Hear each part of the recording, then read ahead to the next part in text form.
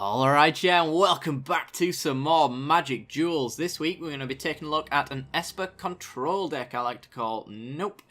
It essentially is a typical control deck, as you would expect. It's got answers for absolutely everything, and whether or not we're countering it or killing it when it lands, that's the general plan of this deck. And then we've got a few Planeswalker finishers and big creatures and that sort. So if you want to check out the deck tech, then you can absolutely do that. And if you are a Patreon as well, there is a new poll up on the Patreon page as well for you to vote for the next deck that I build. So hopefully you all go and vote for that. I do hope you enjoy the matches anyway, guys. And if you want to check out the deck tech, that should also be available. Right, without further ado, let's get into the games. I'll see you there. Okay, we've got 3 lands, a little bit of removal, and the mana to cast it. We've got a board wipe later that does look castable at this point in time, and card draw as well. It's not the greatest of hands, but I think we can keep it. So we'll play an Evolving Wilds. We've got no turn 1 plays right now, so I think I'm just going to wait on the Evolving Wilds to make sure we got 4 mana. If we do end up drawing a 1-drop or a, well, 2-drop would be unfortunate with Telling Time, I suppose, so maybe I will crack the Evolving Wilds. I was just thinking if we got a 1-drop, we're going to Ether Hub at the very least, but no, I think I'm actually going to crack this for a Swamp. Or not.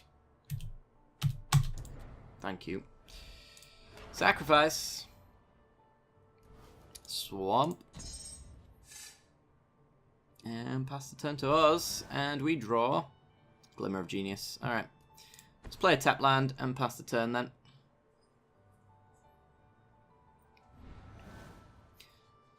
So, depending on the matchup, this hand is decent enough. If it's a tutelage deck, we've got an answer. If it is a creature-focused deck, we've got an answer. Take inventory. It could be prowess, it could be mill then. If it's prowess, this hand looks pretty good. If it's mill, not so much. Oath of Liliana doesn't really do a great deal, and neither does Languish. But I suppose Telling Time is going to allow us to get the 4th mana so we can set up our hand. And also the 4th mana.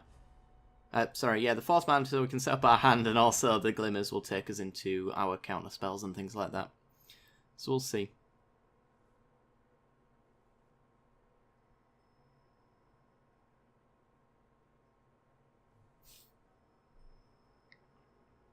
Does our opponent have their 3rd land? Yep, okay. I was kind of hoping they didn't, but there's a take inventory, so they draw 2 cards. And are they going to pass? Looks like so. Yeah, alright, we will Telling Time then. There's a Gideon. Right, well I think we'll take the Gideon and the Evolving Wilds. So, that's our 4th land. We can't cast it, of course, but we do have Anguished Unmaking held open, and we can do any one of our lovely things in our hands now. We could do with getting double blue for counters, but we could also do with getting double black for the Languish. I'm not sure. Ooh. Hello, Fling. I think this is prowess then, because it's going to have Enigma Drake in it. Is my guess. Something to bear in mind. I think I'm still going to crack it for... we're going to need the white, because I want a double white Gideon, but then I also need to have white mana left over for Anguished Unmaking, which we can still do, I suppose.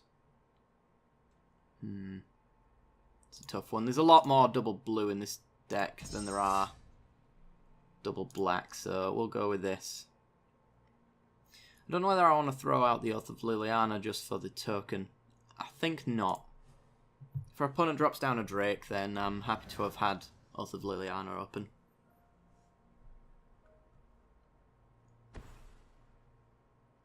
Another land into Chandra.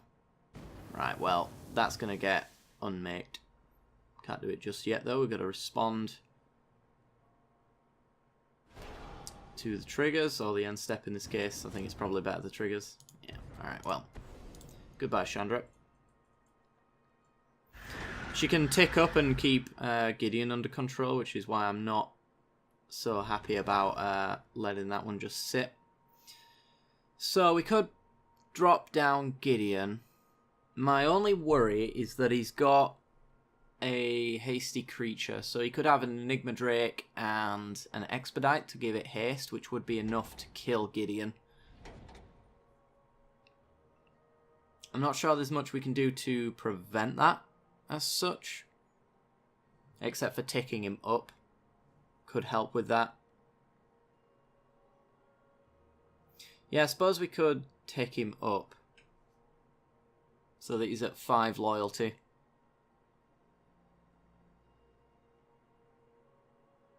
That or we just wait, but I don't think waiting's really going to help us at all. So just in case he's got Exquisite Firecraft or he's got an Enigma Drake with haste, we'll do the plus and just hope that he doesn't have an answer to kill Gideon here.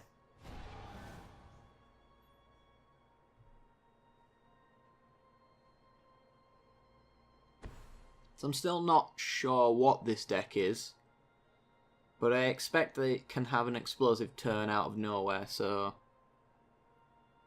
I'm gonna have to play around that. Compelling Deterrence bounces our Gideon. Should have made the token then. Do you have anything to add to the board state?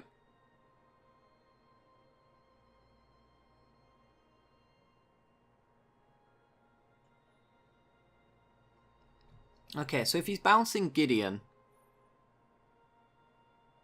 he's holding up counters though, so if he passes here,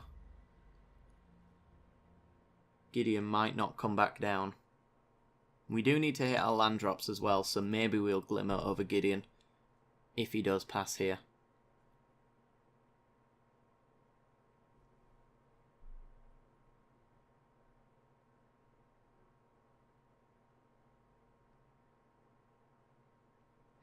So we have no way of getting Gideon back once he gets countered, so really do want to drop it into... Oh yeah, he's passing.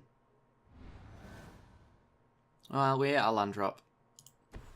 Don't have the double white now though, because we are tied to the Ether Hub, unfortunately.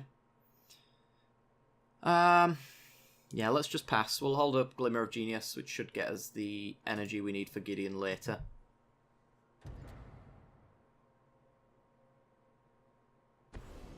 Pull from tomorrow, X2.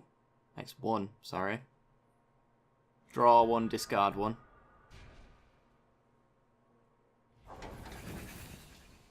There's a fling. Wonder if he's running Rise from the Tides in here as well. Everything in his graveyard's an instant right now, so Cathartic Reunion, see what he discards.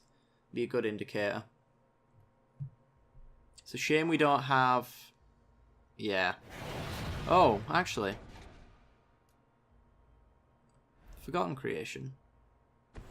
Could still be a Rise from the Tides deck, I suppose.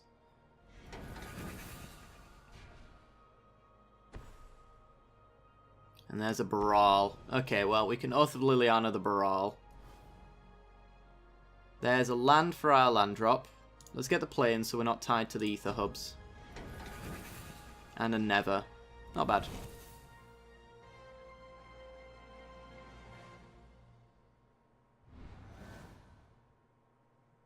An Insidious Will. Can't quite open up, hold up counters in this situation. Oh.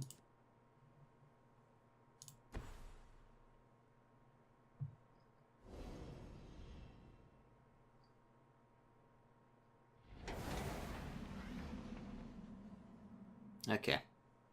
So now we get a zombie token whenever we play our Planeswalkers. Which is cool. Fevered Visions. Oh boy.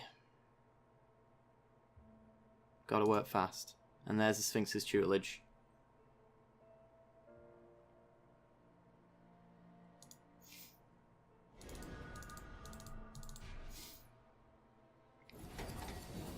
It's a mill deck. Alright. Jace.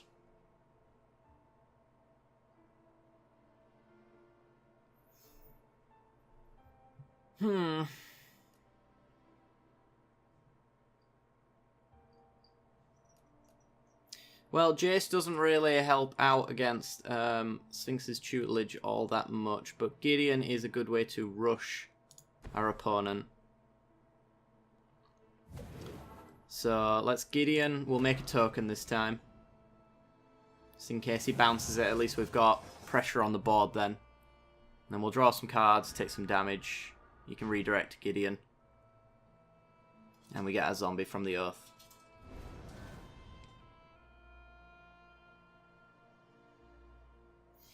So we're primed to hit our opponent for 9 next turn if he doesn't put down a blocker or kill Gideon.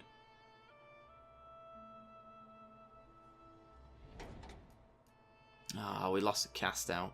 It's really annoying.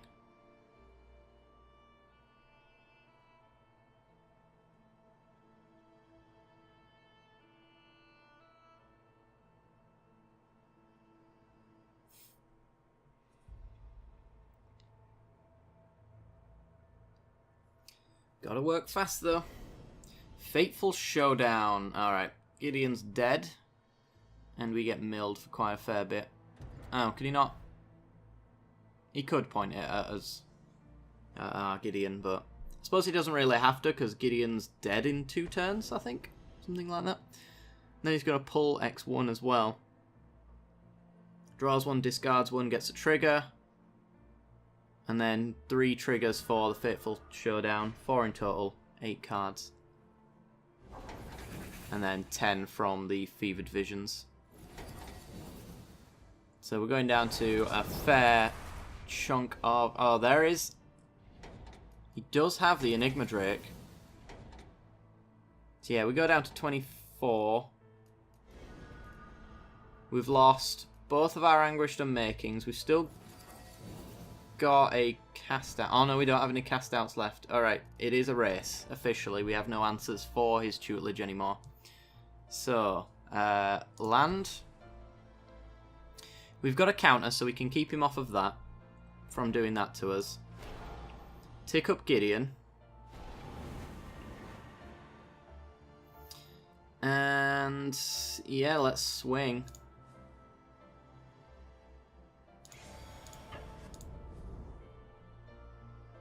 I'm wondering if there's anything we can glimmer into that would help us in this situation now that we've lost all of our answers to the tutelage. Whether or not there's a Planeswalker. Well, there goes Obnixilis. We've got Jace in hand. We've got Gideon on the board. I think there's just Shadows Liliana left now. As far as Planeswalkers are concerned, that could help us. Gearhulk's gone as a threat. So yeah, I don't think there's any benefit for us to draw cards. Except for to draw into counters, which we have one right now. Declaration in Stone. Okay. It's not useful to us. Suppose we can get a return into the graveyard, which allows us to get another zombie on the board. That could help. Since creatures seem non-existent in his deck for the most part. Spell Queller is gone. Okay, this is going to be close. Baral's Expertise. You cannot have that, thank you very much. Does this bounce anything? You turn up to 3 artifacts and or creatures. Yeah, just have to straight up counter this. Counter target spell. We can't redirect it to anything useful to us. And if we copied it, we'd still lose our advantage on the board. Another tutelage. It's getting close. It is getting very close. He could win next turn, or we could win the turn after. So he mills us for 4. Down to 12 cards. He just needs a decent draw spell and he can win. So we tick up Gideon.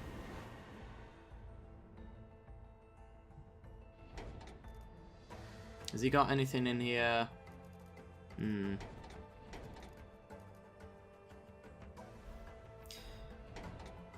play our Shambling Vent. Swing in.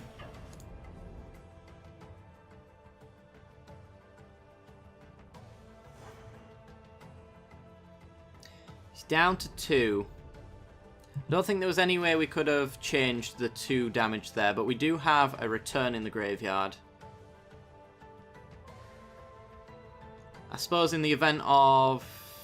well, in the event of a Baral's expertise, we still lose. I might as well do this, I think. Let's return something in his graveyard. Get rid of rubble.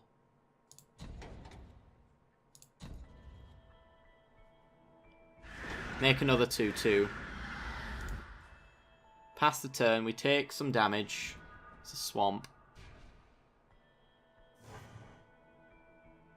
Can he get enough triggers to win? My guess is absolutely. Because he's got 6 right there. So I think we have lost. Almost certainly. He's going to have a really, really disgustingly bad hand in order to lose this one.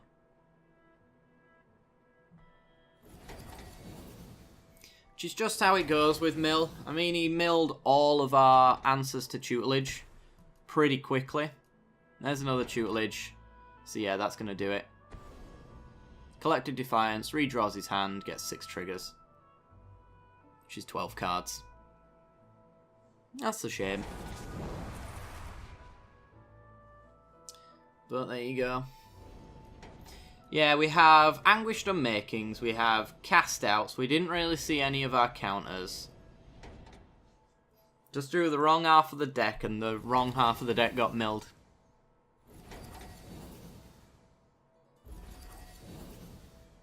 And I don't know if there was a way that we could push through an extra 2 damage at any point. Without hindsight, anyway. I'm sure in hindsight I probably found a tap land that I scryed away with a Glimmer, or something like that. That would have been that 2 damage.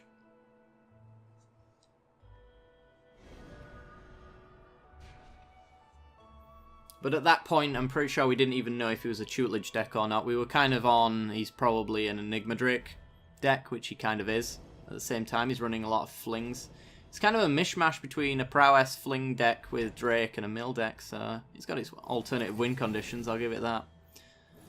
But yeah, thrown off just a little bit there. But we try to draw, we can't, we lose. Alright, well, I will see you guys in the next game. Okay, 0 lander, throw it back, not even going to look at the cards. We've got 4 lands, an Anguished Unmaking, a Cast Out, and a Planar Outburst. So we've got a board wipe for aggro if we survive that long, and we've got removal leading up to it. Yeah, you can take this. I'd really like to see a counterspell, but... you know. Can't always get them, so I'm not going to wait on them. There's an Oath of Liliana, a little bit more removal. So, we need white mana that's not tied to an Ether Hub. Let's go grab that, shall we? There we are.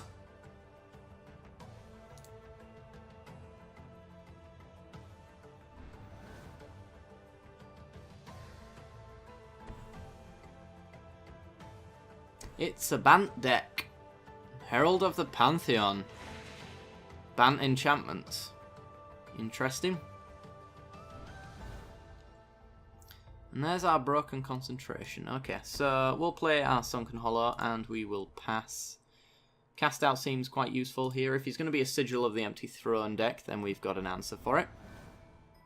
We've also got Anguished Unmaking as well. Next turn we will Oath of Liliana away from his Herald.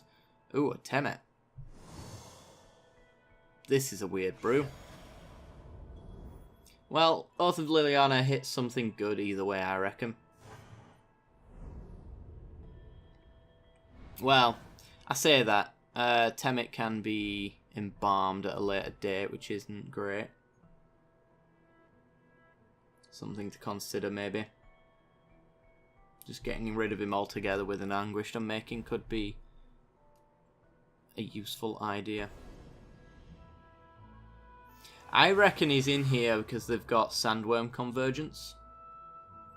And so you can give the 5/5s +1/+1 unblockable.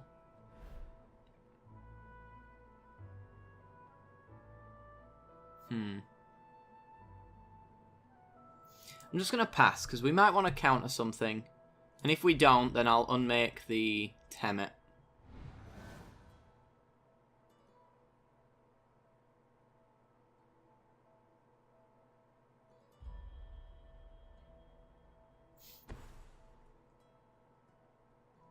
We shall have to see. Goes with an Avon Wind Guide. So this is actually an embalmed tokens list. I'm just going to counter that. Costs him 6 mana. So we won't see it for a while.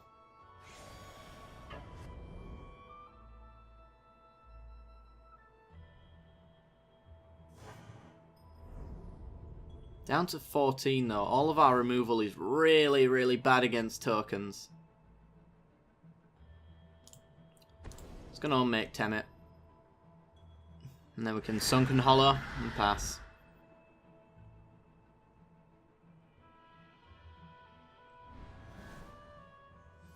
We're set up to wipe the board still, so we'll see how well that goes for us.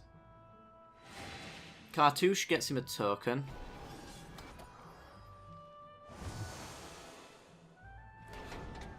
He's going to crack that in order to get a 2-2, so we are going to wipe the board next turn. Because none of this comes back after a board wipe.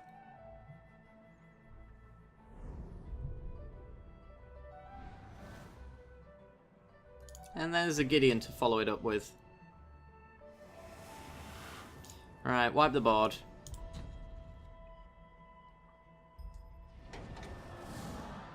Have him start from scratch. Single creature goes down, then we'll Oath of Liliana, and then we'll follow it up with a Gideon to get some tokens of our own. Herald of the Pantheon.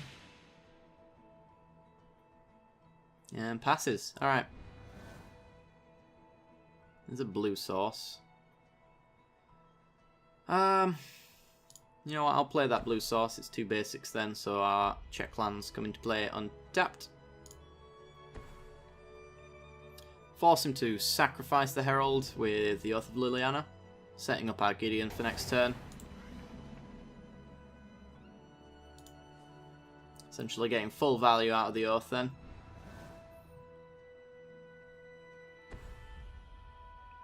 Could really do with him just passing, yes. And then having something in our hand to set us up for a future turn. We don't get that, but Ether Hub allows us to play Gideon. So we will.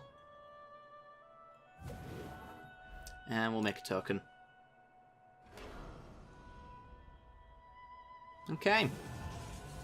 We only have a single white source now, which is something to be concerned about, but we only need one for the cast out. We just need to refill our hands soon. Otherwise we could find this game getting away from us. Whirler Rogue, make some tokens. So this is straight up Bant tokens then. Good to know. Come on, answers. That's not an answer. Does allow us to get our double white though, so there is that. We'll crack it now. Might have to waste a cast out on the Whirler Rogue just so we can be incredibly aggressive with Gideon and our tokens. Get in with everything.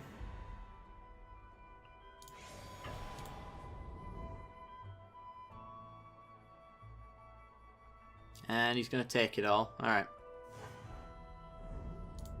We pass. So Gideon survives an attack from these 3 creatures here. He might be trying to set up a Almondall with Westvale Abbey. And when it flips, we can actually just cast it out. If that is indeed what he's doing. Sacred Cat.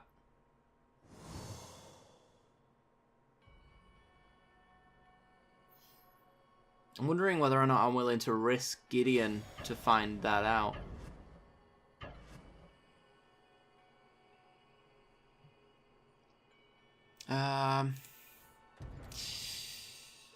Do we want to save 2 points of loyalty on?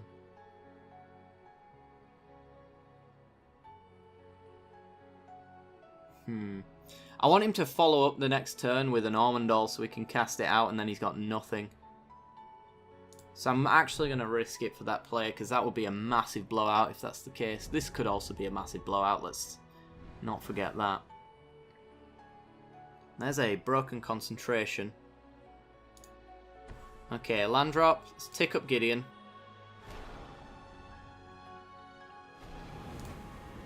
Start the swinging.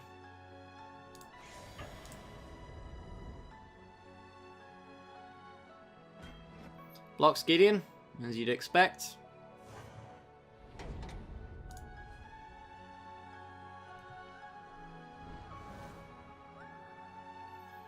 Alright, so we can counter something and we can also save Gideon if he doesn't go all out on him.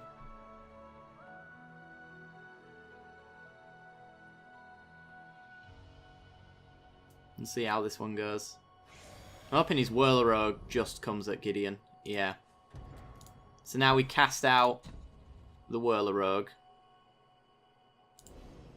Saving Gideon. We got a counter spell open for his last card. And we can continue to swing at him. Green Warden is going to get countered. He can bring back his Sacred Cat with his last little bit of mana.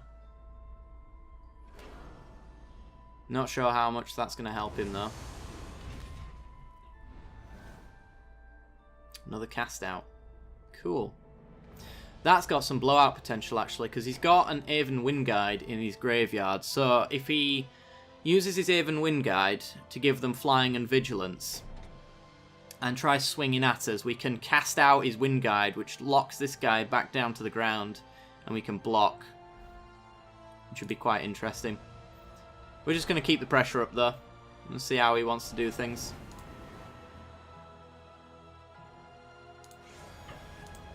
And go.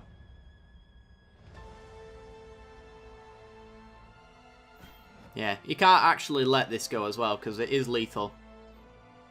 He's taking 4, which is risky.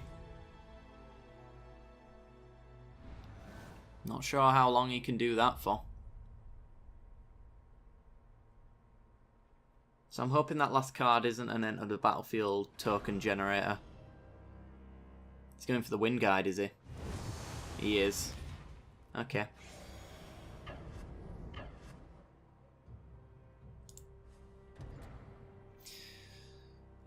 Should have probably cast out that Wind Guide pre-combat, but oh well. I'll take down his Wind Guide.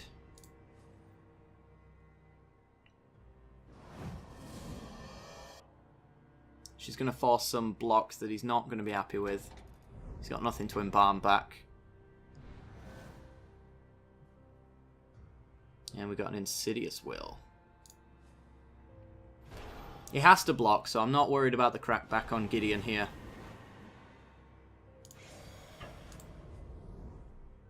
And we've got a counter for whatever that card is. Yeah, double block, takes 2. He's dead next turn. Unless that card and something else, there's something else, has to save him. That's a land, and that's a Jace. Jace is getting countered. And that is game. Awesome. Okay, we untap. And we get some creature removal. Not a typical control game. But, you know, we got there eventually. Swing on in. And that's going to be game. Alright. Well, that is going to do it for today's episode, guys. So if you did enjoy the content, then be sure to like and subscribe. And don't forget to hit that little bell icon as well to get notifications when the next video goes live. If you want to check out the deck tech as well, that video is available. And it will be on the end card for you to check out. Alright, guys, I do hope you've enjoyed. And I'll see you next time. Bye-bye.